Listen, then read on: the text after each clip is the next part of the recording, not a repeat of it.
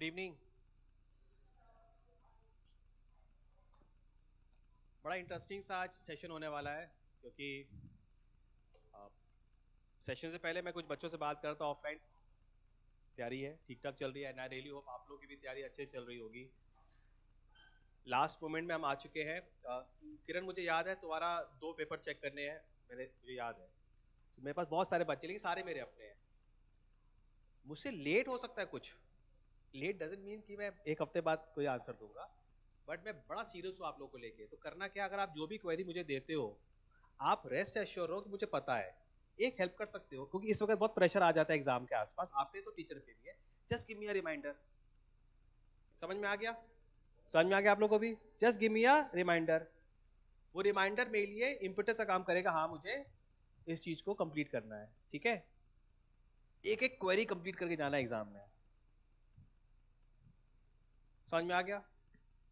Okay किरण, आपके दोनों paper check करके मैं आपके मार्क्स बता दूंगा। बस वही एंड है, तो मार्क्स तो मेरे एंड पे, you have executed, I have received your answer. तो तुम आगे पढ़ाई करो। हमें आज क्या करना है Tanu? We are through with clock. Calendar अच्छे से कर लिया था, थ्योरम करके चलो, उतना सफिशिएंट है। तुम्हें बार बार देखता हूँ, समझ में आ गया, क्योंकि जो बहुत ज्यादा कैलकुलेटिव वाला है वो पता है ना कैसे करना होता है, बट उतना हथियार यूज करना नहीं पड़ेगा। ठीक है, आज हम क्या कर रहे हैं, आज हम मे बी लास्ट सेशन है जो ऑफिशियली कुछ नया होगा। तो इट डजंट, मैं मिलूंगा नहीं, बिल्कुल मिलेंगे यार, हम मिलेंगे। नेक्स्ट सेशन में क्लास आएगा, आप सिर्फ डाउट क्लियरिंग। कोई डाउट है तो इंडिविजुअल बैठेंगे। किसी इंडिविजुअल डाउट अच्छा होगा तो मैं क्या करूंगा, सबको बुला लूंगा, चलेगा इतना? But I am there with you. आखिरी मोमेंट है, मैं साथ नहीं छोड़ूंगा, बट तुम लोग पढ़ना शुरू कर देना। तो आज हम क्या करेंगे, तनु को मैं रिकॉर्ड के लिए बोला, तनु लिख लो। आज हम लोग वो रैंकिंग सिस्टम कर लेते हैं। अगर हम बैठे हुए हमारी पोजीशन ये है तो क्या उसका फॉर्मूला बताऊंगा, उस फॉर्मूले खत्म, 5 मिनट। तुम अपने हिसाब से करते रहो, उसे कुछ होना नहीं है। 5-6 क्वेश्चन कर लेते हो उसका, ठीक है ना? तो वो हमारा सेकंड हाफ में रख लेंगे हम लोग का लॉजिकल में। और हम लोगों ने क्या कर लिया था, प्रीफिक्स सफिक्स कर लिया था। तो अगर तुमने गौर किया तो उसके पास सेंटेंसेस थे, फ्रेजेस थे, एंड पैसेज से आंसर निकालने की एक्टिविटी थी। तो हम आज वही करेंगे, एक्टिविटी फ्रॉम द पैसेज। और 6-7 क्वेश्चन मैंने वर्किंग करी है, देखो ऐसा नहीं, आई वर्क, मैं वर्क करके बैठा हूँ, ठीक है? तो उसमें मैंने 6 से 7 क्वेश्चन वर्किंग करे हैं, जिसमें हम लोग वो प्लेसमेंट ABCD ये याद है वाला, चलो कर रहे थे। तो स्टार्ट करें आज की एक्टिविटी। टीम वर्क होगा, है ना? और मैंने अभी हाथों हाथ आपके मोबाइल में भी ये फॉरवर्ड कर दिया है। तो अगर जस्ट इन केस अगर फॉन्ट छोटा नजर आ रहा है तो हम, you can always use your mobile, ठीक है?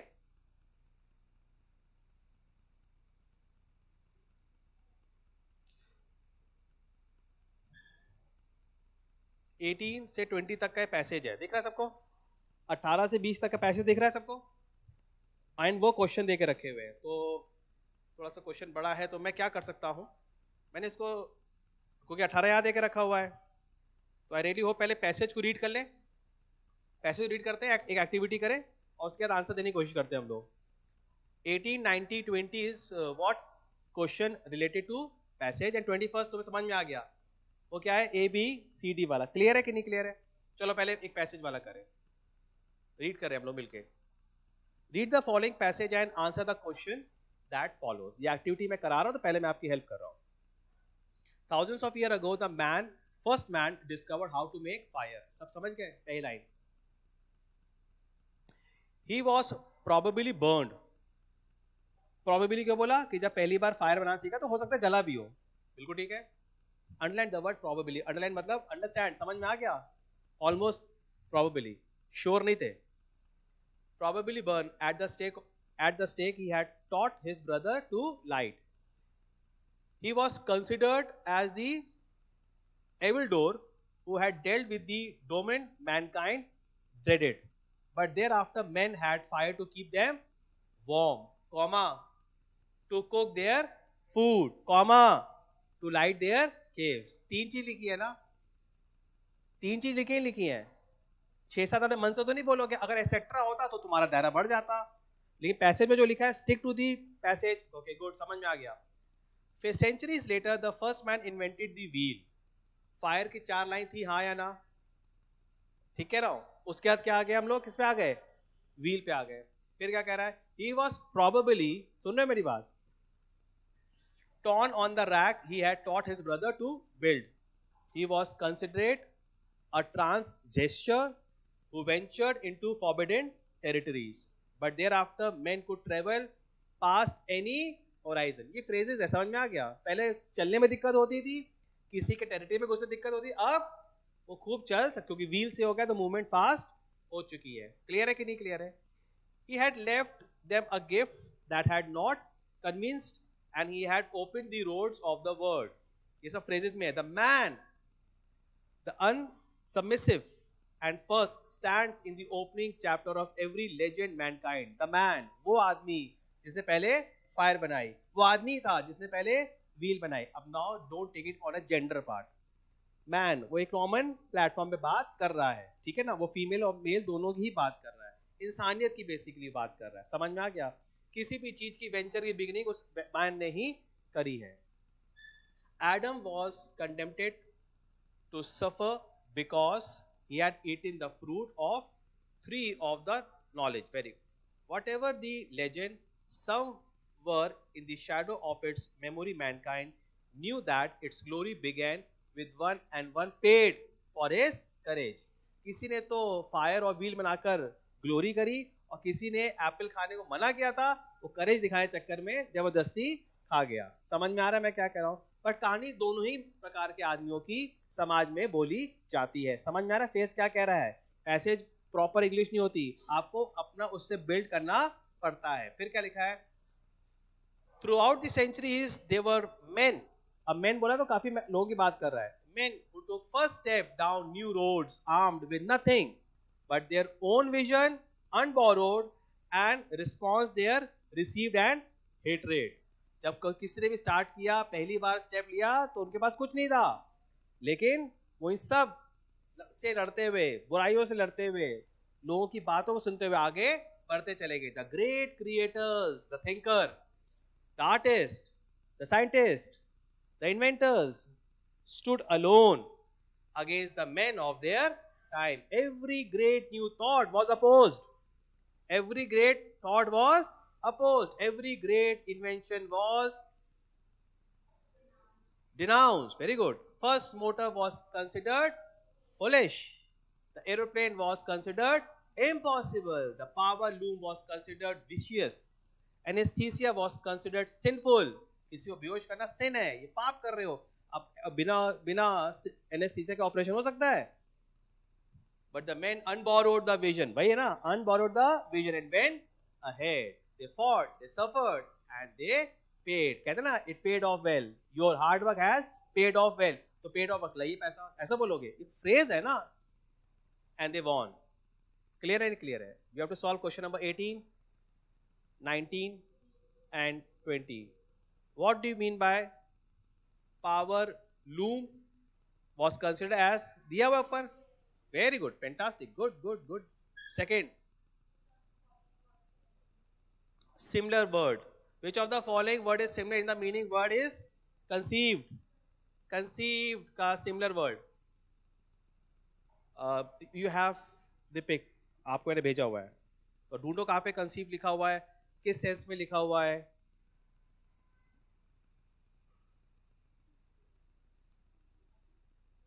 किधर लिखा हुआ है कंसीव? देखो एक बार. कंसीव ढूंढो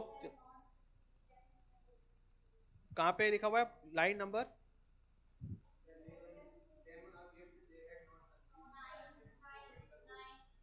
ऊपर से 9th लाइन, ऊपर से 9th. 1 2 3 4 5 6 7 8 9 ये okay. But thereafter men could travel the path. He had left them a gift that has not conceived, and he had opened the road of the world. बहुत बढ़िया, समझ में आ गया.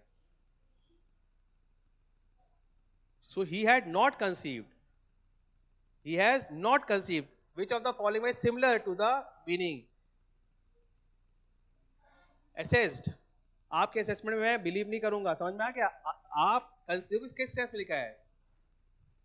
Them a gift that they had not conceived. उसको ऐसे नहीं कर पाया, पहले ही बोल दिया कि तुम जो व्हील बना रहे हो बेकार बना रहे हो. समझ में आ गया? एसेस तो करो, मैंने कुछ बनाया है तो एसेस तो करो. देखो बिलीव वर्ड क्या होता है? सुनने पे होता है. व्हील फिजिकल टेंजिबल है ना, सुनो मेरे, समझ में आ गया? बिलीव एंड एसेस दोनों ही सेम मीनिंग होती है, बट व्हाट इज व्हाट? जब हम बोलते हैं बिलीव, बिलीव वर्ड्स पे करते हो, ओमनी प्रेजेंस पे करते हो, बिलीव इन गॉड। जब मैं कह रहा हूं अरे यार ये देखो मैंने कुछ बनाया है, तो उसको क्या करोगे? एसेस करोगे, बिलीव करोगे? तो दोनों ही वर्ड सही है, तो मैं गलत नहीं कह रहा हूं, लेकिन अच्छा वर्ड क्या है? एसेस। व्हील बनाकर लेकर आया हो, देखो ना इससे आगे चलोगे। अरे मैं बिलीव नहीं कर, अरे एसेस करो, बिलीव की बात दूसरी बात है। क्लियर है कि नहीं क्लियर है? Answer is assess. 20th 20वां देखो क्या लिखा हुआ है। ठीक, very good. 21st, choose the correct option, rearrange, all the best.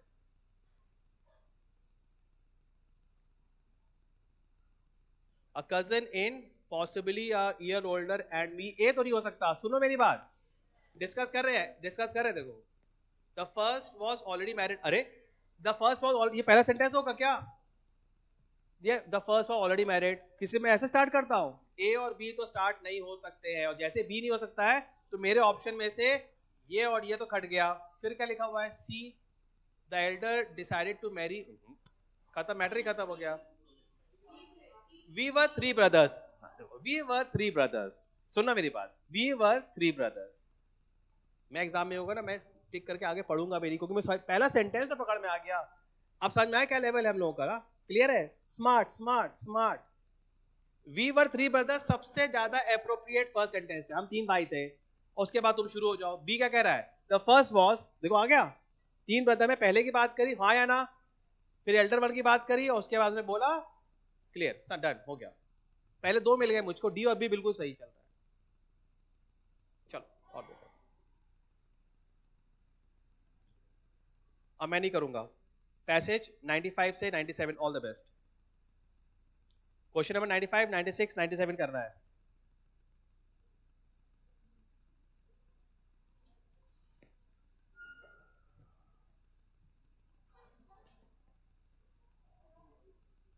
मैं थोड़ा और जूम कर बड़ा कर दूं? एक काम करो, मैं पैसेज को बड़ा करता हूँ, open the question your mobile itself, मैं भेजा हुआ है ना, तो एक दो चीजें हो जाएगी ना। पैसेज को यहाँ से देख लो और क्वेश्चन को अपने यहाँ से देख के एक बार सॉल्व करो।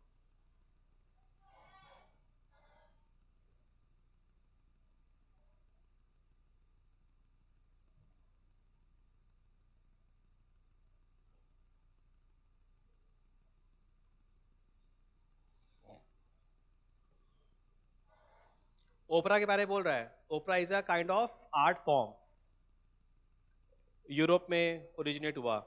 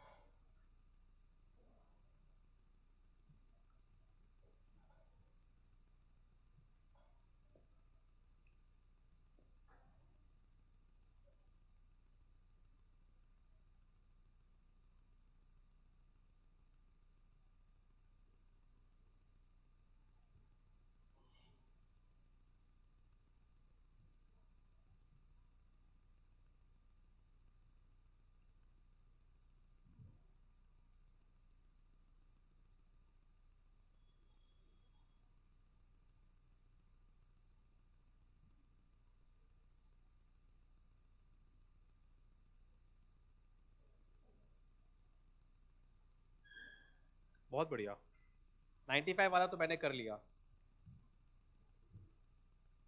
और मुझे लग रहा है, मुझे जो लग रहा है कि अगर सही से रीड नहीं करो तो ए और बी में डाउट होगा लोगों को।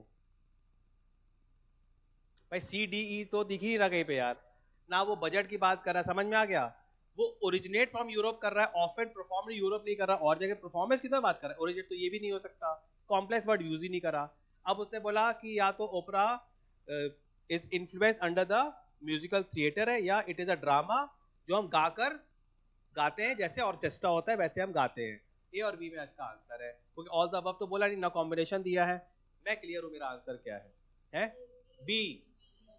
बी, देखो ना, देखो ना, सही से देखो, चेक करो, पक्का। Has developed under the influence of musical theatre, पूरा पढ़ो ऊपर देखो ना, बाय लिखा, बाय देखो ना, बाय कॉन्ट्रास्ट, उसने लिखा म्यूजिकल थिएटर से कॉन्ट्रास्ट करा, लेकिन ओपेरा ऐसे होता है, फर्क बताया ना। अगर वो कहता है म्यूजिकल थिएटर जैसा ही है, तो म्यूजिकल थिएटर में क्या होता है, एक्टर होते हैं और परफॉर्मेंस देते हैं, समझ रहे हो, म्यूजिक प्लेस। बट यहां पे क्या होता है, ओपेरा में क्या होता है, देखो क्या लिखा है, element of theatre such as, ये देख रहे हो, एक्टिंग। हाउएवर सुनो ना, यहाँ पे वर्ड का इस्तेमाल नहीं होता, और ओपेरा में गानों का इस्तेमाल होता है। ये देखो दिख रहा है, ये देखो दिख रहा है, ये देखो गाने का इस्तेमाल नहीं हो, दिख रहा है, संग गा कर होता है, यही फर्क होता है। म्यूजिकल थिएटर और ओपेरा में फर्क समझ में आ गया है ना, बढ़िया था ना, ए और बी बहुत क्लोज थे ना। रिलैक्स, करा कि नहीं करा, अब मैं नहीं करूंगा। 96 97 खुद करना है। 96 क्या है, 96 मैंने ऊपर खोल दिया वैसे, 96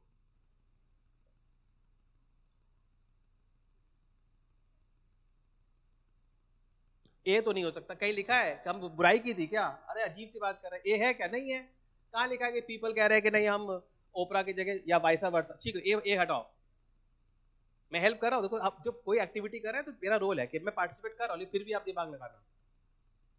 मैंने कब बोला बी, पढ़ा भी सबने, drama in opera is more important that, ने ऐसा नहीं बोला, हमने कंपेयर किया था कि ड्रामा में, म्यूजिकल का ड्रामा और ओपरा में फर्क है थोड़ा सा, ठीक है ठीक है।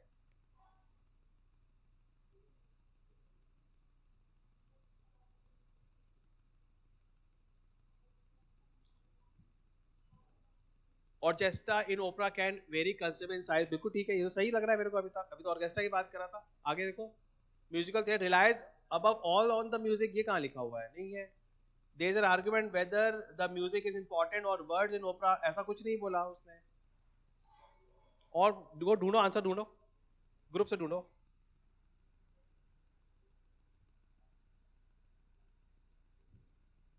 देखो ना लास्ट लाइन लिखे ना, इंस्ट्रूमेंट छोटा भी हो सकता है, इंस्ट्रूमेंट ऑर्केस्ट्रा का बड़ा भी हो सकता है, सुनने मेरी बात, ranging of instrument can be small to big, लिखा हुआ ही नहीं, last line, answer is C, answer is C. बाकी जितनी चीज लिखी है, एक भी चीज पैराग्राफ में नहीं है, ना उसने बोला म्यूजिक ज्यादा अच्छा है, ना उसने बोला म्यूजिक कम है। साइज की बात हुई थी ना, साइज की बात हुई थी कि नहीं हुई थी, ऐसे क्वेश्चन आएगा, समझ गए। अपना दिमाग नहीं लगाना है, सिर्फ पैराग्राफ पे टिकना है, वो वर्ड जो मिलेगा पैराग्राफ से वही आंसर होगा। अगर कुछ ऐसा लग रहा है कि सेंटेंस बहुत चलेगा लेकिन वो पैराग्राफ पे नहीं, तो नहीं कर रहा है, अपने एजम्पशंस बिल्ड नहीं करने हैं। परसों क्या कह रहा था, एजम्पशन बिल्ड करो, आज मैं क्या कह रहा हूँ, एजम्पशन बिल्ड नहीं करना है। और अभी अभी काफी सारे ऐसे क्वेश्चन निकाले हैं, प्रैक्टिस करते हैं ना, स्टेप बाय स्टेप। देखो चलो नेक्स्ट, चलो 97 चलो, कहाँ लिखा है acting and customs are secondary, कहाँ लिखा है फालतू में यार, सेकेंडरी कहाँ लिखा है, लिखा है सेकेंडरी। बी पढ़ो क्या लिखा है, कहाँ लिखा है, many people find musical theatre more captivating, लिखा हुआ है कहीं पे, कंपेयर, उसने कंपेयर किया नहीं, उसने सिर्फ दोनों को बताया, कंपेयर किया कहीं।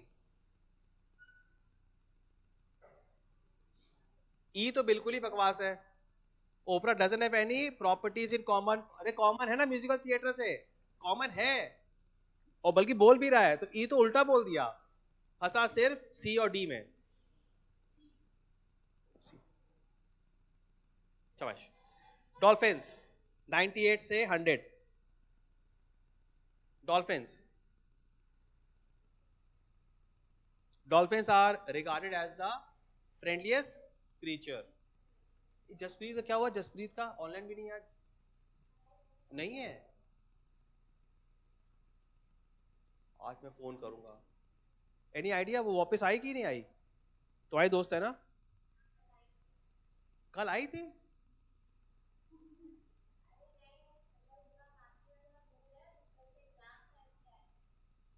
मासी का घर दूर है, मैं बात करता हूँ आज, कानपुर में है वो, ओके ठीक। बाकी सब मई वाले हैं ना, कोई ऐसा मई वाला जो नहीं आया है, वो दोनों बच्चे तो जुलाई के, तुम भी कोई मैटर नहीं है, चलो ठीक, करो करो डॉल्फिन वाला करो, मैं मैसेज डालता हूँ जसप्रीत को अभी।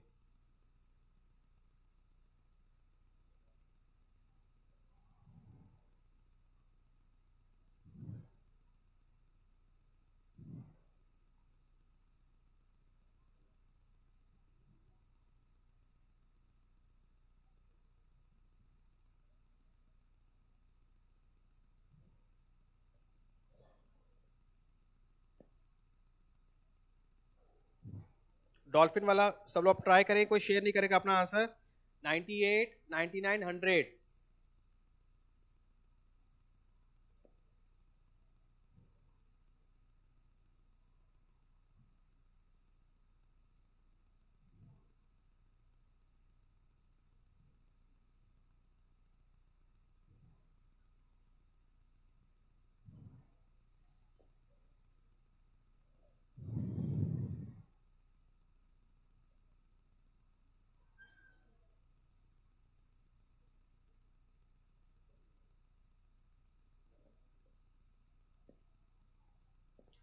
नाइनटी एट में क्या लिखा हुआ है?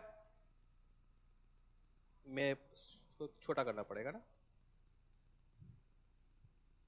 90,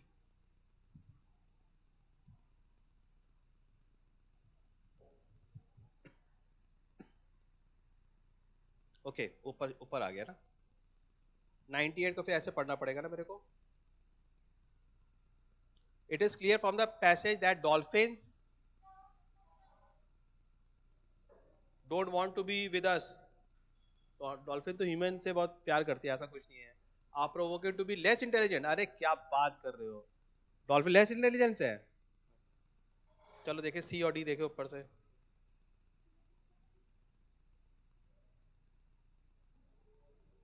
have a reputation of being friendly to humans, ये तो चाहिए, अभी तक सही लग रहा है। डी देखो क्या लिखा है, are most powerful creature that live in oceans. क्या लिखा है सेंटेंस? Most powerful. वेल कभी नाम सुना है? शार्क सुना है नाम? जिगेंटिक शार्क सुना है नाम ओशन में? कभी सुना है? ह्यूमन बींग्स को खा जाती हैं। Black shark, blue shark, giant killer shark. D तो नहीं है, तो तुम्हारा मैंने इसलिए डी नहीं हो सकता ना। अच्छा ई बोलो, अच्छा सॉरी, मैं are capable of learning a language and communicating with humans. नहीं नहीं, मैं सिर्फ टिका रहूंगा इसके अंदर। कहाँ लिखा है जरा मैं पढ़ूं? लैंग्वेज के लिए कहाँ लिखा है, जल्दी बताओ, कहाँ लिखा है? लैंग्वेज, लैंग्वेज और सीख के कम्युनिकेट करते ह्यूमन से कहीं लिखा है? जल्दी बताओ। वो अपनी साउंड से कम्युनिकेट करते हैं, वो अलग लैंग्वेज, एक अलग फीचर है इस पैराग्राफ का, कि just because there is a common word when we speak communicate. समझ में आ गया? अपने मन से तो नहीं देगा आंसर, तो the answer is C. Good, very good. Question number 99 and 100। 99 आपके पास है प्रिंट आउट में। The fact that the writer of a passage thinks that we can kill dolphins more easily than they can kill us.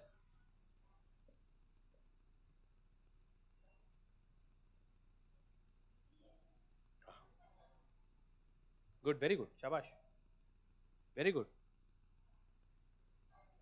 D, D doesn't mean that we are superior to them. Just because हम मार देते हैं, हम क्या superior हो गए उससे क्या? And the last is 100.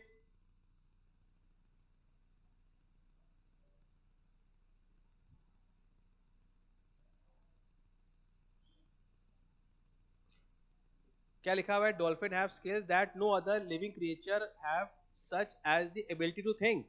दिखाओ कहाँ लिखा हुआ है, ये दिखाओ, मुझे दिखा दो ना। मैं तो आपको एक्टिविटी कहाँ पे लिखा हुआ है? मैं नहीं, अपनी ऐसे तो नहीं, क्या लिखा हुआ जल्दी बताओ।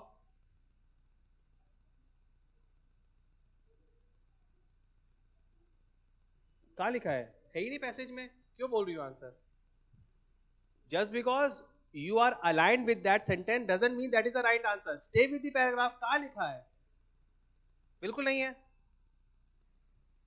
कहाँ लिखा आंसर? मुझे आपके अलाइनमेंट सुना मतलब है। Dolphin have skill that no other living creatures have, कहाँ लिखा है वर्ड? कहीं लिखा है? नहीं, क्यों नहीं होगा, सोचो ना, ढूंढते हैं, क्यों नहीं होगा? और ढूंढे, मैं ढूंढता हूं।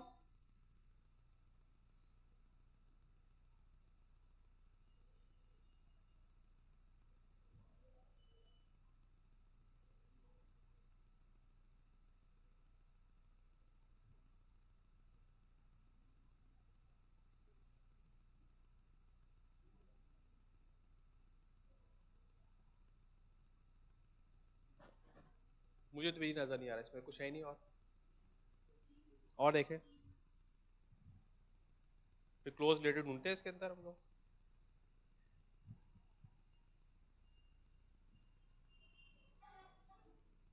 ए तो नहीं है, पहले जल्दी बताओ, ए नहीं है, ठीक है। सी नहीं है, डी भी नहीं है। अब the only problem is B and E. B और ई के भी भाई कुछ तो टिक करना पड़ेगा। पावर ऑफ सेपरेशन पढ़ा था, नहीं हमने पढ़ा था? Power of separation, maybe, communication is the most, and dolphin have some social trait that are similar, I will go with E. मैं ऐसा क्यों कह रहा हूं, वहां पे लिखा है डॉल्फिन बच्चों की केयर करती है, वीकर्स वन की केयर करती है, जो कमजोर होते हैं, तो कहीं ना कहीं, क्योंकि बिल्कुल एग्जैक्ट वर्ड नहीं मिले, लेकिन पहले पावर ऑफ सेपरेशन से मैंने ए को, सी को, डी को 100% बाहर किया, पहले अपने आप को संतुष्ट किया कि ये तो आंसर नहीं हो सकता। अब बचता है दो, एक कम्युनिकेशन वाला बचता है, तो कम्युनिकेशन वाले से ज्यादा क्या लग रहा है, डॉल्फिन सोसाइटी में। हाँ, क्या लिखा है? हाँ, एज वी डू, वही मैं भी कह रहा हूँ भाई, मैं वही पढ़ के कह रहा हूँ, वीकर वन का केयर करते जैसे हम करते, वी डू मतलब ह्यूमन बीइंग की। तो most appropriate and close answer, थोड़ा ट्रिकी था, लेकिन ये कहना कि हम ढूंढ नहीं पाएंगे तो टफ होगा। सारा आंसर सही था, तो पहले मैं उन बच्चे का जवाब दूंगा सारे सही है। सारे क्या सही थे? तीन तो आंख बंद करे गलत है, सारे गलत है, सारे गलत है। तो ये बताओ, जब उससे लिखा है कि डॉल्फिन अपने वीकर वंस की केयर करता है, करता नहीं करता, लिखा है एज वी डू, वी मतलब हम तो पढ़ रहे हैं ना, तो हम कौन है, ह्यूमन, तो नहीं मिल रहा ई वाला आंसर। और एक और एक्टिविटी करें, 101, 102, 103।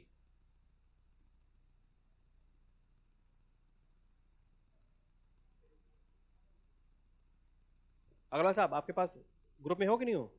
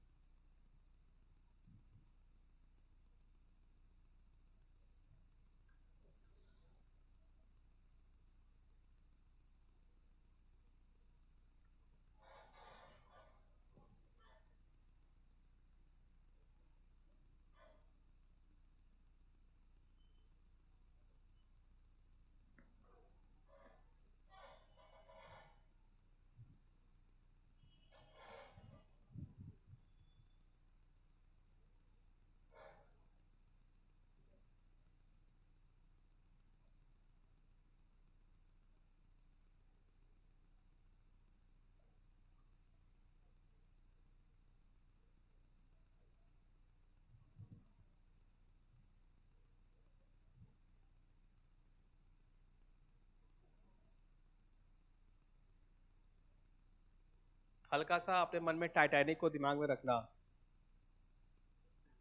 ठीक है?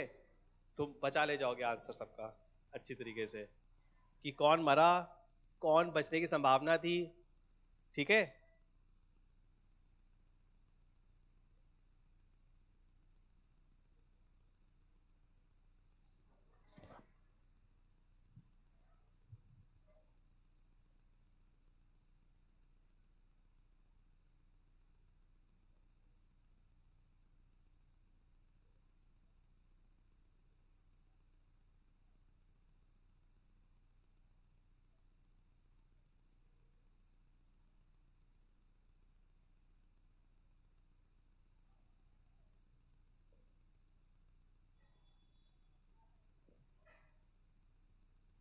करें आंसर? अच्छा ठीक है, ठीक है।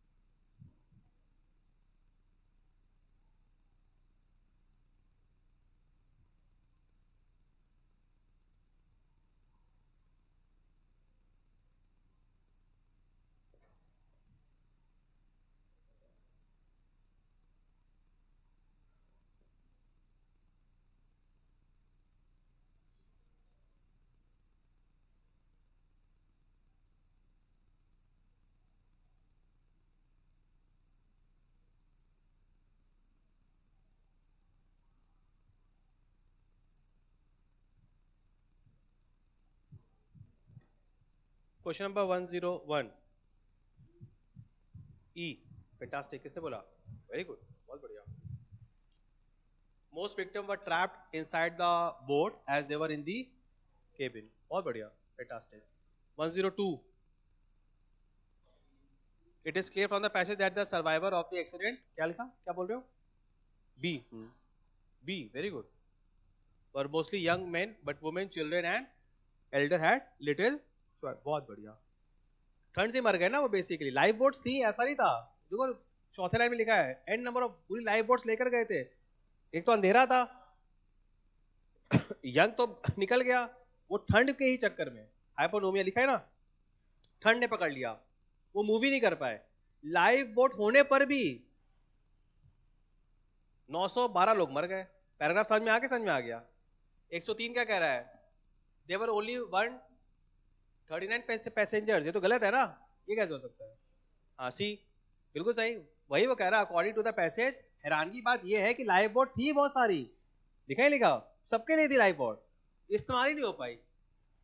क्योंकि जब शिप डूबी तो यंग लोग सरवाइव कर गए, खून गर्म था, बच्चे, औरतें और बूढ़े सरवाइव नहीं कर पाए. ये अच्छा रहा पैराग्राफ, समझ में आ गया? हाँ गुड.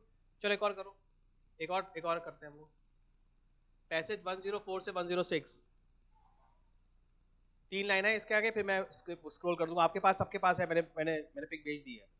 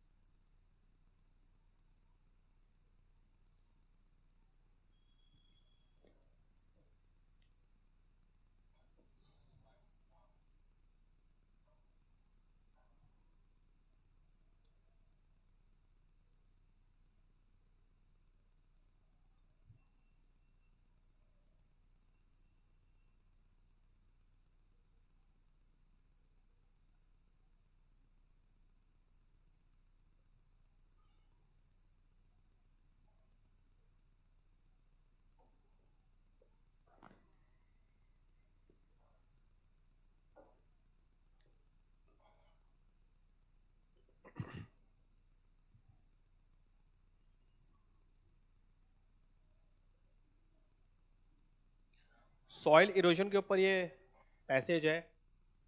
104,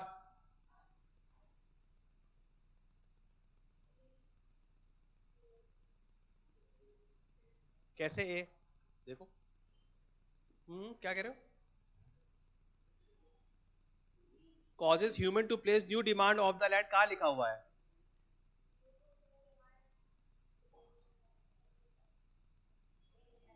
कहाँ लिखा हुआ है? 40 years of conversion affairs, soil erosion has exceeded the new demand of place on the land by heavy crop production के बारे में बोल रहा है. वो कह रहा है as we understand the reading today, soil erosion in America is. Question क्या बोल रहा है? soil erosion अमेरिका में क्या हो रहा है?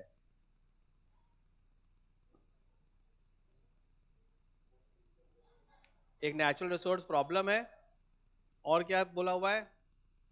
फर्स्ट लाइन क्या पढ़ी थी हमने वहां पे, देखो.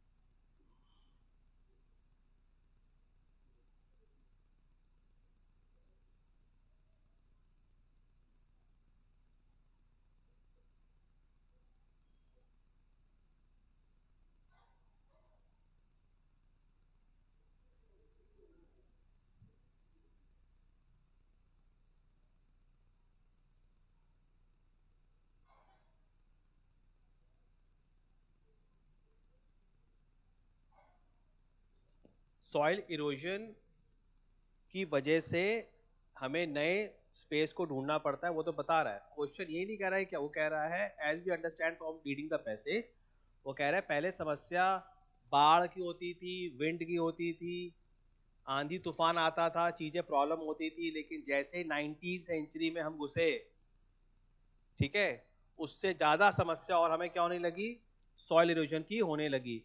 सॉइल इरोजन की समस्या पिछले 40 साल से ग्रस्त है अमेरिका।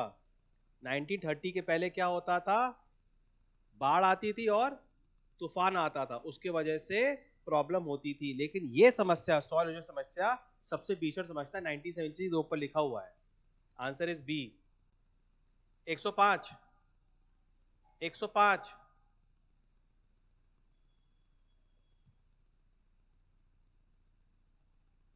अगर कोई उसने पर्टिकुलर वर्ड यूज किया 282, मैच करेगा 282 होना चाहिए, ऊपर कुछ और लिखा नीचे कुछ और लिखा तो आंसर टिक मत कर देना।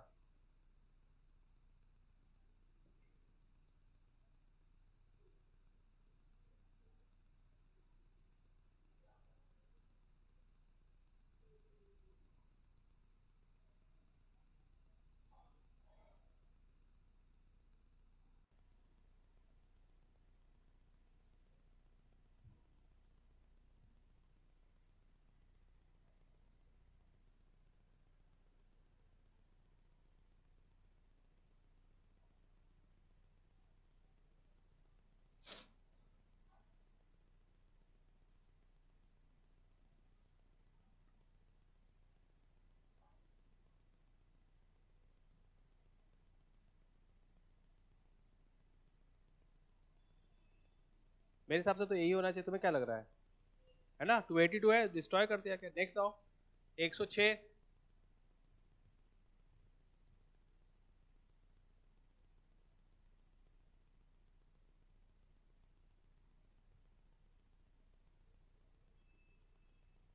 Over use of farming land, C नहीं लग रहा आंसर? बोलो। सही कह रहा हो ना, ओवर यूज की वजह से था ना भाई, पेट्रोलियम की वजह से तो नहीं हुआ था, पेट्रोल की बात ही नहीं करी। पेट्रोल की बात करी उसने कि उसे ओवर फार्मिंग वर्ड यूज करा हुआ है, ठीक कह रहा हूं मैं, ओवर फार्मिंग वजह से। चलो एक और एक्टिविटी करते हैं हम लोग। 27 से 29।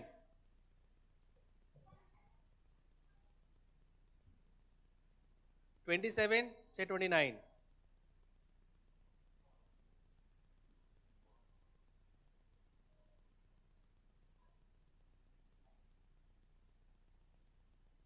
ट्रेड्स की बात कर रहा है, जीन्स की बात कर रहा है। जो आपके टैलेंट है वो एक जनरेशन से सेकेंड जनरेशन में डीएनए के थ्रू पास ऑन होती है। समझ में आ गया?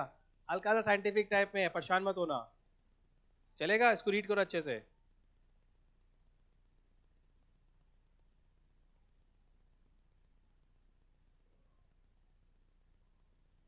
27 28 तो मैंने एक मिनट में सॉल्व कर दिया, पहले दो लाइन का ही आंसर है, मतलब पैसे तुम भी समझ गए होगे। 27 28 पहले दो लाइन का दिया, खट से चेंज कर हमने आंसर करे, तो मैंने भी किया, तुमने कर लिया। हाँ हाँ सब बिल्कुल सही, बिल्कुल सही, वो तो पढ़ के सब, पहले पहली लाइन का दो क्वेश्चन आ गए यार। बिल्कुल सही कह रहे हो। 27 का बी होगा, 28 का ए होगा, ठीक कह रहा हूँ। एग्जैक्ट लैंग्वेज का आंसर ऐसा पैराग्राफ आना चाहिए, क्यों भाई? डीएनए के थ्रू पास होता है, वो ट्रेड का ये होता है, इसी को टेस्ट में हो जाए, ठीक है ना? मेरे वालों खुश हो ना? यही दे दे टेस्ट में। वेरी गुड, कानपुर जिंदाबाद।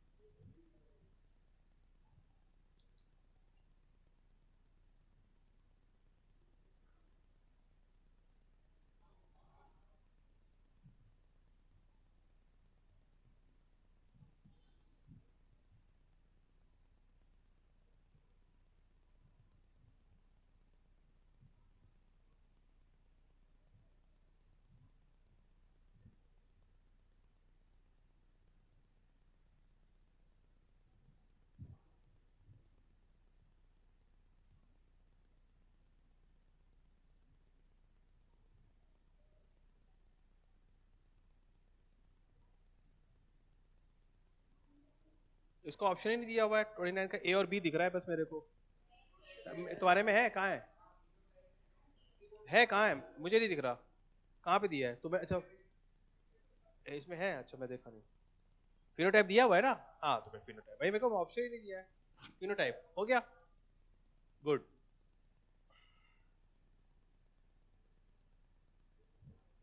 20 ऊपर देखो सब लोग आप। 24, 25, 26। All the best. पहले 24, 25। कोई जल्दी नहीं है।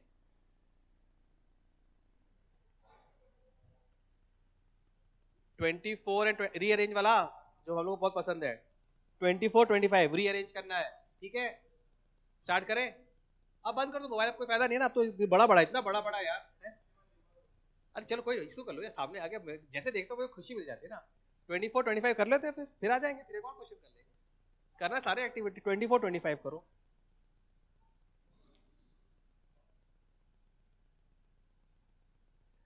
तुम लोग स्टार्ट करोगे ए से स्टार्ट करो ना, टुगेदर। ये स्टार्टिंग वर्ड होगा। अच्छा सी से स्टार्ट कर लेना। नहीं कर लो ना, क्या दिक्कत है? One of the cause of diabetes in India. B B भी सही हो सकता है। देखो फिर क्या लिखोगे? बी के बाद क्या लिखोगे जल्दी बताओ। प्रॉब्लम क्या है ना, सुनो। One of the causes of diabetes in India Indians. फिर क्या लिखा है? टुगेदर। एक पॉइंट गैप लग रहा है ना। हाँ एक ऑप्शन नहीं दे रहा ना। एक ऑप्शन नहीं लग रहा।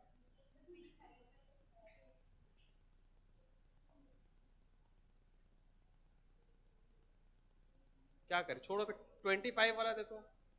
25 करो, 25। ऊपर एक ऑप्शन नहीं है, अगर ई होता तो हम लोग कर लेते हैं ना। अच्छा था लेकिन डायबिटीज के ऊपर ना, सिंपल होगा, बहुत टफ नहीं होगा। अगर वो ऑप्शन ई मिल जाता हम लोगों को तो हम कर ले जाते हैं ना। 25 देखो। अच्छा चलो 25 देखो। तुम लोग बी से स्टार्ट करना, ऑफ प्रोडक्ट्स है ना।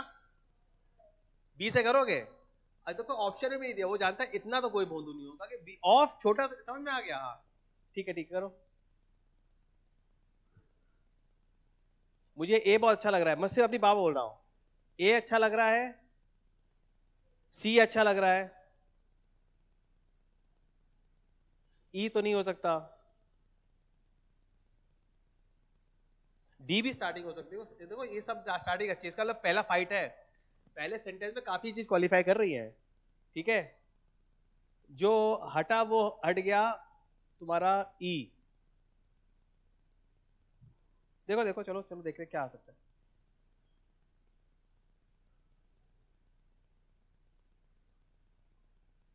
देखो सी और बी इकट्ठा होगा पक्का। सी और बी इकट्ठा है। अच्छा देखो सब में सी और बी इकट्ठा दिया भी हुआ है। Oh shit. रुक जा सी। क्योंकि देख रहा है वो सिस्टम लैंग्वेज बन गई थी ना। चलो समझ में आ गया। तुम एक बार पढ़ो। तुम सी पढ़ो। Help brings to a range of products. ठीक है सी और बी यार, फिर गलती कर दी ना। सी और बी देखो इकट्ठा दिया है। ये बड़ा अच्छा क्वेश्चन है, अब मजा आएगा। अब मालूम पड़ेगा तुम लोग मुझसे कितना अच्छा पढ़े हो। ये क्वेश्चन लगाना है। देखो सी और बी पक्का इकट्ठा है, अब हमको सेग्रीगेट करना पड़ेगा कुछ।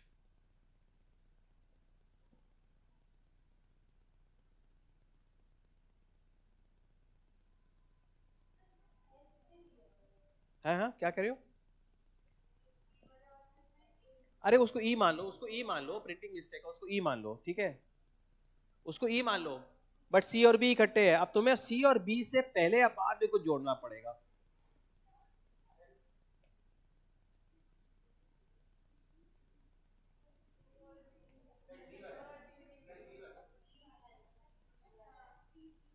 मैं भी बहुत क्लोज हूँ डी में। डी का आंसर मेरा भी लग रहा है। फ्रेज करो सेंटेंस, तभी मुझे भी लग रहा है डी पूरा कंप्लीट सेंटेंस बन रहा है। कोरेंट। अदरवाइज सब सेंटेंस अच्छे थे। कोरेंट डी में डी। टीम डी कह रही है ना। सही answer is D. Answer is D. D है। चलो 26 देखो। 26 इसका ऑप्शन दिया है 26 का। मैं देखो चेक करो। मैं आंसर ऑप्शन दिया है 26 का। दिया है तुम लोगों के पास में? क्या क्या ऑप्शन है जरा मुझे बताओ। ए ऑप्शन क्या है जरा बताओ। C E B A D. B दूसरा ऑप्शन क्या है? B C E D A. तीसरा ऑप्शन क्या है? E C A D B. और चौथा ऑप्शन क्या है? E C A B D. और कोई ऑप्शन है? मतलब A B C D 4 option दिए हैं, करो निकालो फटाफट। 26,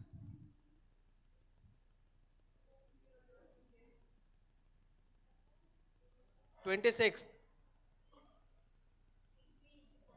सी क्या, सी क्या पहले देखो, आई will spend my last during, क्या लिखा हुआ है, लास्ट ड्यूरिंग ब्रेथ, ये तो स्टार्टिंग सेंटेंस होगा पक्का। अच्छा ठीक है, फिर क्या है, इफ आई नीड यू, ठीक है आगे बोलो। If I need you and I will spend, if I need you to, if I need to and, to और एंड इकट्ठे आता है, ये तो गया काम से, ये नहीं हो सकता, पॉसिबल नहीं है, ना ना चलेगा नहीं, नहीं नहीं मैम, सी और ए इकट्ठे हो ही नहीं सकते, सी और ए इकट्ठे होंगे नहीं पक्का, सी और ए इकट्ठे नहीं हो सकते, मैंने सी और डी पहले, ये इकट्ठे हो सकते, लैंग्वेज नहीं पकड़ में आ रही तुमको, तुमने तो मुझसे पढ़ा था, कोरेंट है क्या? सी क्या लिखा हुआ है, if I need to and I will spend, ये कोई लैंग्वेज है? बोलो ना, इफ आई नीड टू, एक सेकेंड मैं आपसे बताऊं, if I need to, check करो, इफ आई नीड टू, फिर देखो और देखो, if I need to, I will spend my last during breath, ठीक है, सी और ई इकट्ठे, ओके डन, सी और ई इकट्ठे, सी और ई इकट्ठे, ये भी इकट्ठे, यहाँ पे भी इकट्ठे, अच्छा सही चल रहे हैं हम लोग, अब बताओ क्या करना है, अब कैसे पता करोगे?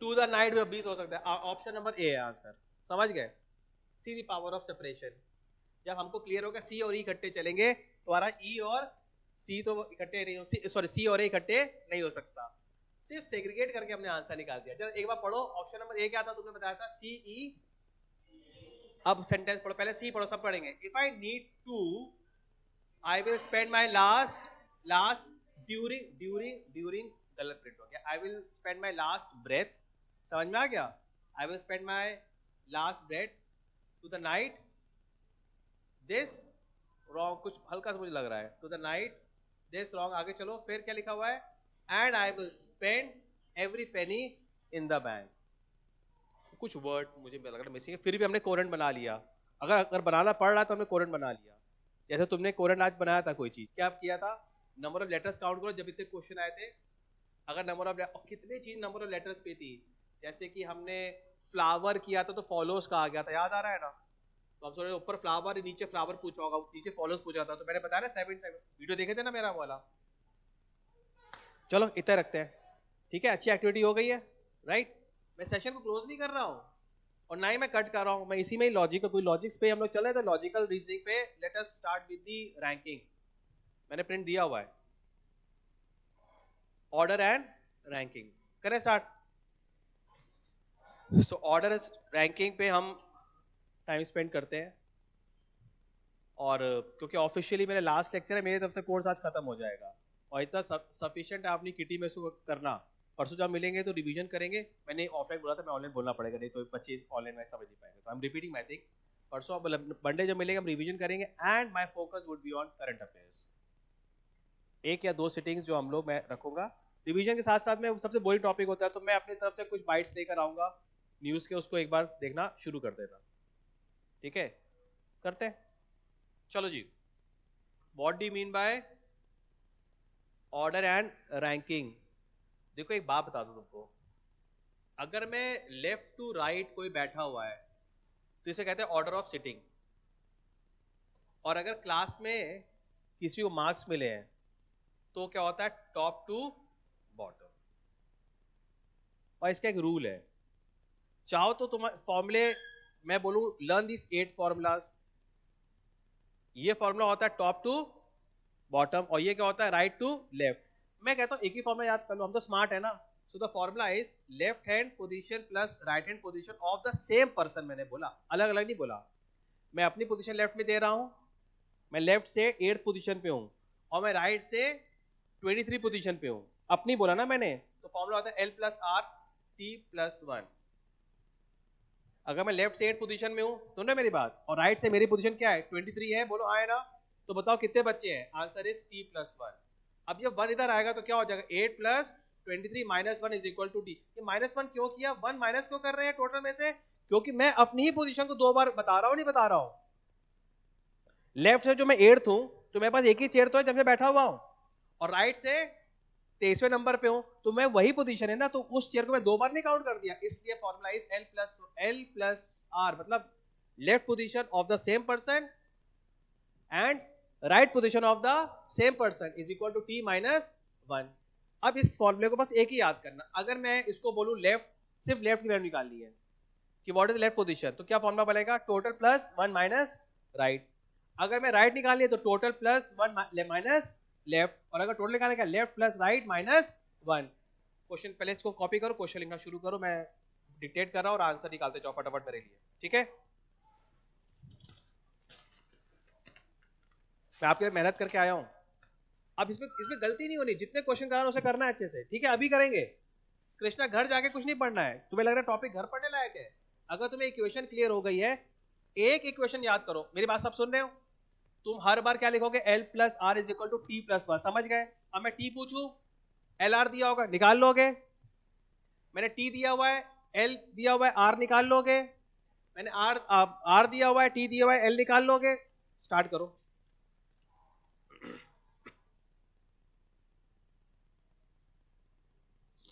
In a row of 40 students, in a row of 40 students, in a row of 40 students, A is 13 from the left. A is 13 from the left.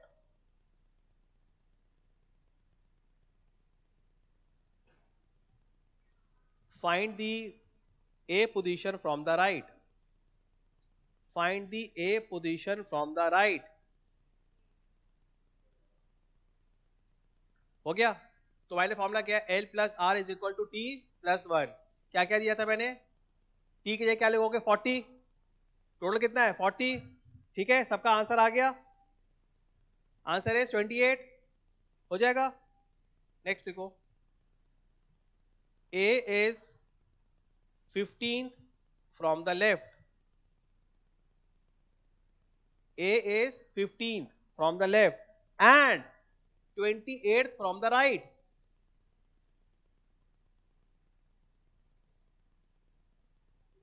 And 28 बोला ना मैंने? 28 from the right. Find the total number of students. कैसे करो? दोनों को जोड़ दोगे? Answer नहीं आएगा, -1 करना पड़ेगा। समझ में आ गया मैंने क्या बोला?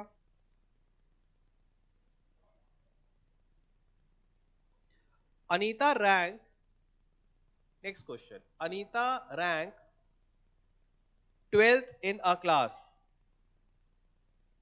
Anita rank 12th in a class of 46. Anita की रैंक कितनी है? 12 in a class of 46. What will be her rank from the bottom? अब देखो, सुनो मेरी बात। जो फॉर्मूला ये लिखा हुआ है ना, दिख रहा है मेरा फॉर्मूला? लेफ्ट राइट वाले का फॉर्मूला यही फॉर्मूला होता है, top plus bottom is equal to total plus 1। समझ में आ गया मैंने क्या बोला? क्लियर है कि नहीं क्लियर है? तो वो क्या है? 12th पोजीशन है, तो क्या करोगे?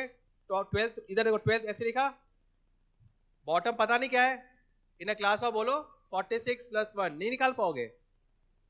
कोई दिक्कत? टॉप क्या क्या लिखा बोलो? 12। बॉटम का क्या क्या लिखा? बी पता ही नहीं कितना है, टोटल 46 दिया हुआ है। बॉटम पोजीशन निकालनी, क्या करोगे? 46 प्लस 1 माइनस 12, कितना आंसर आएगा? 48 माइनस 12, कितना आंसर आएगा? 35 कैसे आ रहा है? Sorry 47। 47 minus 12, clear? Next question.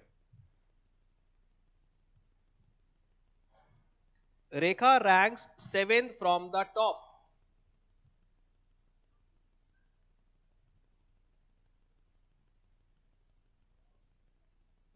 Rekha ranks 7th from the top and 28th from the bottom. सब यहां देखो, मैंने क्या बोला? रेखा टॉप की पोजीशन और बॉटम, ऊपर से क्या रैंक है रेखा की? 7th, और इसी रेखा की पोजीशन नीचे से क्या है? Slash 23. Find the number of students in the class. क्या करेंगे? Top plus bottom is equal to total plus 1. टॉप से पोजीशन ये 23 है. 30 हुआ कि नहीं हुआ? -1 कितना आंसर आया? 28, 29. हो गया क्वेश्चन.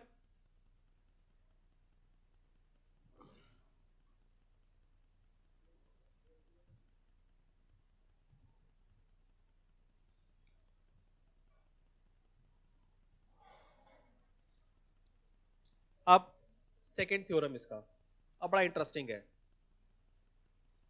हो जाएगा, ये सारे क्वेश्चन कर लोगे ना आराम से. अब नेक्स्ट वैरायटी क्वेश्चन, जहां पे हम दो लोगों की बात करेंगे, उसकी प्लेस को इंटरचेंज करेंगे. क्वेश्चन लिखो. In a row of girls,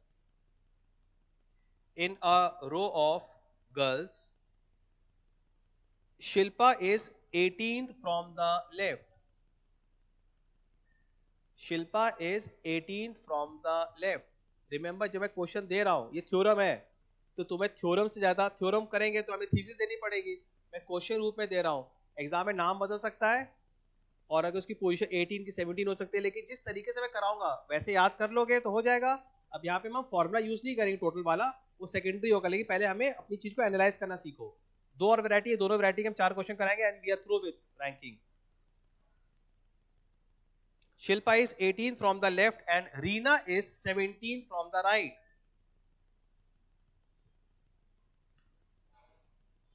Shilpa is 18th from the left and Reena is 17th from the right. If they interchange their position,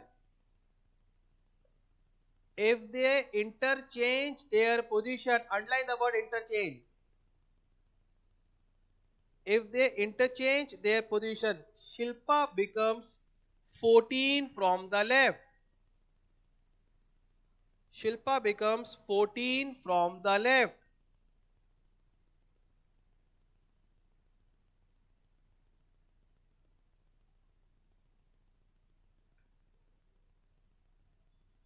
How many girls are there in a row? Try करो पहले, फिर मैं बताता हूं.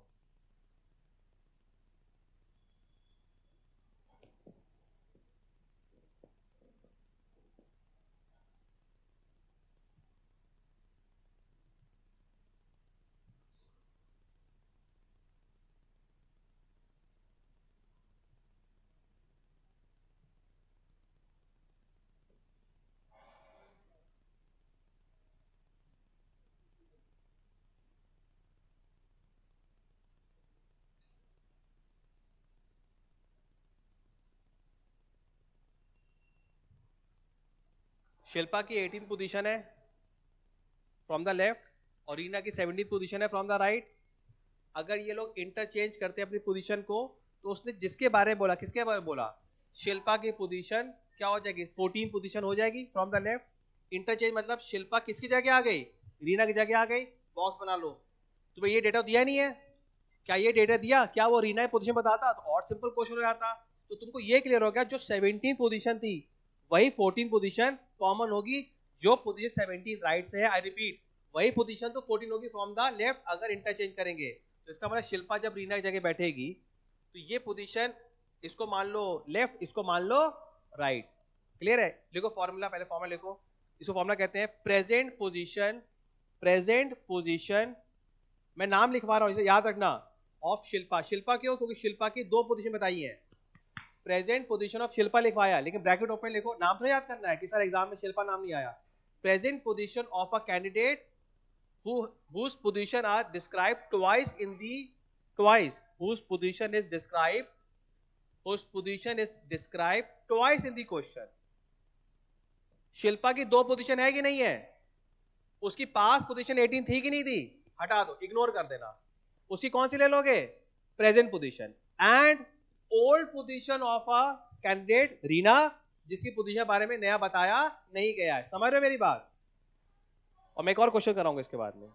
Current position of the candidate name, जिसका नाम 2 बार लिया गया.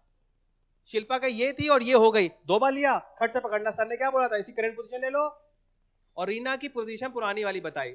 इंटरचेंज उसको भी किया, उसकी नई पोजीशन हमने नहीं बताई, बस अब तुम्हारा आंसर बन गया this plus this equal total plus, समझ में आ गया, समझ में आ गया, समझ में आ गया, this plus equal total plus 1। Solve करो, कितना आंसर आ रहा है 30। क्लियर है कि नहीं क्लियर है? अब एक क्वेश्चन टेस्ट दे, कर पाओगे? नाम बदल देंगे, नाम से कोई मतलब नहीं है। Rahul is 36 from the left, Rahul is 36 from the left, सब सुन रहे हो? विद्या इज 20 फ्रॉम दी राइट,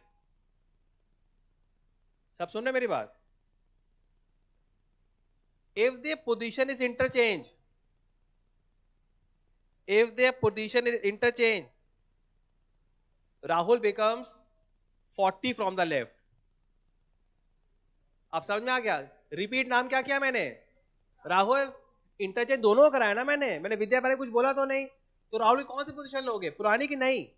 नहीं, जो नई पोजीशन है राहुल की वही तो विद्या की पुरानी पोजीशन थी, और तुझे क्या लोगे? विद्या की। जोड़ना, इक्वल टी करना और प्लस 1। मैं मन से दे रहा हूं फिगर, सबका सेम आंसर आना चाहिए, मैंने फिगर मन से दे रहा हूं। क्लियर है कि नहीं क्लियर? एक क्वेश्चन और लिखो। A is 17 from the left, B is 6 from the right, their position is interchange, their position is interchange, now A becomes 23rd from the left, तो क्या करोगे? A की कौन सी पोजीशन लोगे? करंट, और B क्या लोगे? Old, equals to T plus 1। समझ गए? Good, thank you very much.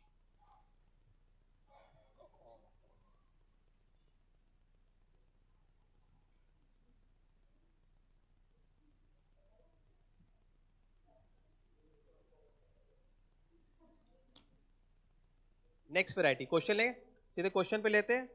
Theorem है तो उसको हम क्वेश्चन बना दिया। लिखो, in a row of children facing north, in a row of children facing north, Ritesh is 12th from the left, Ritesh is 12th from the left, Sudhir, who is 22nd from the right, 22nd from the right, पहले question बोल लिख लेना, is 4th to the right of Ritesh, is 4th to the right of Ritesh. Find the number of children in the row. 4th to the right of Ritesh. 4th to the right of Ritesh. पहले समझाऊंगा तभी देखना। इधर देखो, ये left रो की left है right है, पहले जवाब दो हाँ या ना। रितेश की पोजीशन 12th है, रितेश की पोजीशन ये 12th है, इसका मतलब 1 2 3 4 5 6 7 8 9 10 11 लोग हैं, तभी तो 12th है, हाँ या ना। और दूसरी पोजीशन क्या बोली थी मैंने, क्या नाम लिया था? सुधीर। सुधीर कितना है बोलो? 22nd पक्का ना? 22nd फ्रॉम द राइट, इसका मतलब क्या है? 1 2 3 4 5 6 7, ये 22nd है कि नहीं है? कह रहा है रितेश और सुधीर के बीच में 4 लोगों का गैप है, फोर्थ पोजीशन पे है। इधर देखो 1 2 3 और ये 4 पोजीशन है, समझ में आ गया? ये लिख दिया मैंने फोर्थ पोजीशन। क्वेश्चन पढ़ो क्या बोला, Sudhir is 4th position left of या right of Ritesh. 4th position में सुधीर है, सुधीर और रितेश के बीच में कितने लोग हैं? 3 लोग हैं कि नहीं है? तभी तो 4th है ना पोजीशन। आई रिपीट, मैं 4th हूं तो मेरे से पहले कौन है? 3 है कि नहीं है? तो कितने होंगे? 12 लोग ये हुए, बोलो हाँ। अगर मैं पूरा क्वेश्चन बनाऊं तो 4 जोड़ लो, 12 प्लस 4 जोड़ लो, 4 जोड़ लो ना, 4th पोजीशन प्लस 22 जोड़ लो, -1 कर दो, या तो ये समझ में आ जाना चाहिए, तब भी आंसर आ जाएगा। या फिर इधर 12 लोग हैं, इधर 22 लोग हैं, हाँ या ना? इधर 12 और इधर 22, लेकिन 4th पोजीशन है दोनों बीच में, तो आंसर क्या होगा? 3। ये मेथड सही है, ये मेथड क्या समझ में आया? दोनों में क्या समझ में आ गया? तो अगर एग्जाम में शॉर्टकट बताओ, अगर तुम्हें किसी, इधर देखो, किसी की 12th पोजीशन दी हुई है या कोई पोजीशन लेफ्ट से दी हुई है, किसी और बच्चे की पोजीशन राइट से दी है, मेरी ओर देखना पड़ेगा, दोनों को जोड़ देना, और इनके बीच में जो पोजीशन है उसको भी जोड़ देना। लेकिन तुम्हें ये पता होना चाहिए कि जो पोजीशन ये डिफाइंड है, ये डिफाइंड है, और इसकी बीच में पोजीशन दी गई है nth टर्म में दी है, क्या दिया है, nth term, third position, fourth position, fifth position, वो एक दूसरे के ऊपर एक पोजीशन चढ़ी होगी। मैं वहां से 22वें नंबर पे हूं, लेकिन मैं तुम्हारे चौथे नंबर पे हूं, तो मैं अपनी सीट के 2 नंबर दे रहा हूं, नहीं दे रहा हूं? तो तुम्हें क्या करना है, क्वेश्चन में अगर सारी पोजीशन ये जोड़ दो पहले -1 को, तब भी आंसर आ जाएगा। समझ में आ गया मैं क्या कह रहा हूं?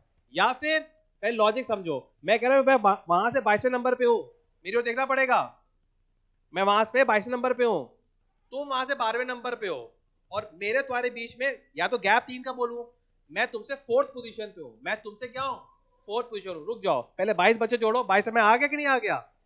12 जोड़ो, 12 में तुम आगे नहीं आ गए, और तुमसे जब 4 जोड़े मैं दोबारा नहीं आ रहा हूं, तो 22, 12 और 4 जोड़ लो, तो आंसर गलत है। मैंने अपने को 2 बार काउंट नहीं किया, मुझे -1 पे, या तो ये समझ जाओ, जो कि सही तरीका, शॉर्टकट, दिस -1, तभी तो कर रहे ना, L + R = T + 1, जब +1 इधर की बात है माइनस होता नहीं होता है, ये लॉजिक समझ में आ गया।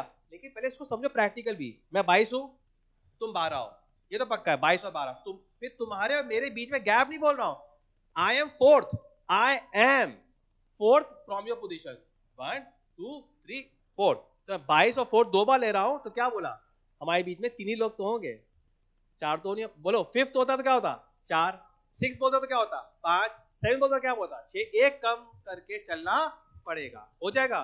लिखो क्वेश्चन एक, लिखो क्वेश्चन एक, A is 16th, A is 16th from the left, B is 27th from the right, A कितना है, 16th from the left, B is 22nd from the right, and now सुन लेना, A is 6th position from the B, समझ में आ गया, A is 6th position, मैं left right कुछ भी नहीं बोल रहा हूं, इन दोनों बीच में 6 पोजीशन का गैप है, तो तुम 6 मत जोड़ना, या तो 5 जोड़ना, और अगर जल्दी हो एग्जाम में सब जोड़ दो, उठा के सब जोड़ दो ना, माइनस आ गया, नहीं कर पाएंगे।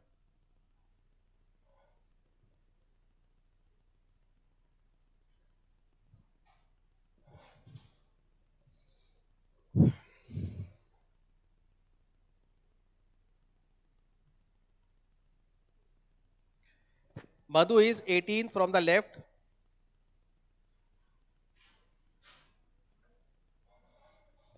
Madhu is 18th from the left,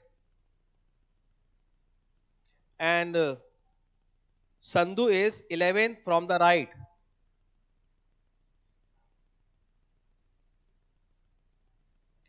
and if there are total 40 students, and if there are total 40 students, how many students are there between Madhu and Sandhu? How many? Answer क्या आया? ठीक है, हो गया, डन, कर लेंगे। Answer is 11। तो दोस्तों, I am through with my teaching part. अब यहां से हमारा रोल बढ़ता है, हमारा मतलब व्हेन आई से आई टॉक अबाउट शिक्षा कैट, मैं रिक्वेस्ट कर रहा हूं, मैं रिक्वेस्ट वर्ड यूज कर रहा हूं, जो भी डाउट्स आपके हैं इंडिविजुअली आप पूछना शुरू कर दो, लेकिन मैं कट ऑफ सबको दे दिया, पेपर तो हो ही रहे हैं, एग्जाम तो हो ही रहा है, जो वीडियो रिकॉर्डिंग भी देख रहे हैं, जो लेक्चर्स ले रहे हैं, कट ऑफ इज 25। 26 तारीख को ऐसा कोई बच्चा नहीं हुआ जो बोले कि मुझे, एक्सक्लूडिंग जुलाई वाले, वो जो बड़े सीरियसली सुन रहे हैं, इसलिए मैं कह रहा था मैं दे दे, तुम्हारा हो जाता, अब तुम्हें लग रहा है नहीं हो जाता, आराम से हो जाता, चल कोई नहीं। क्लियर है मेरी बात, समझ में आ गया? 25 तक बिल्कुल सैनिटाइज कर देना है हर चीज को, हर एक चीज पूछूंगा मैं, और मैं सिर्फ पूछूंगा क्लियर हो गया, हाँ नहीं तो रीजन बताओ। क्लियर है?